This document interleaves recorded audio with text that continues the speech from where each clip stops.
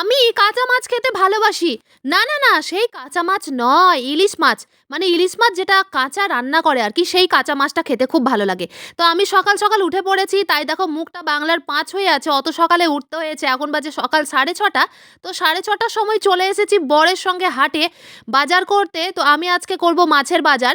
আমি আজকে নিজের পছন্দের মাছগুলো কিনে নিয়ে যাবো। বাজার করার আগে বাইকটাকে রাখার ব্যবস্থা করতে হবে। তো হাটেই একটা জায়গা আছে যেখানে মোটরসাইকেলগুলো রাখা হয়, তো সেখানে বাইকটা রেখে দিয়ে আমরা চলে এসেছি মাছের পট্টিতে, মানে মাছ পট্টিতে। তো এখানে আসার পরে জঘন্যতম ব্যাপার, মানে মাছ পট্টিতে জানোই তো খুব নোংরা লাগে। আমার তো ভীষণ নোংরা লাগে, তা সত্ত্বেও আমি আসি মাঝে মধ্যে বরের সঙ্গে মাছের বাজার করতে। তো মাছের বাজারে এখানে আমি পছন্দ করেছি পাবদা মাছ।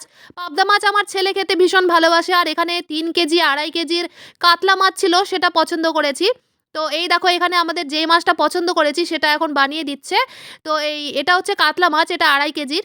তো আমি চলে এসেছি বাড়ি। বাড়ি আসার পরে এই দেখো দুটো ক্যারিতে ২ রকম মাছ আছে। মানে পাবদা মাছ আমার বর খায় না। আমি আর আমার ছেলে খেতে ভীষণ ভালোবাসি পাবদা মাছ। তো এখানে করব কাতলার ঝাল, আর এখানে করেছি টমেটো আলু দিয়ে পাবদা মাছের ঝোল, আর এখানে কাতলার ঝাল করেছি।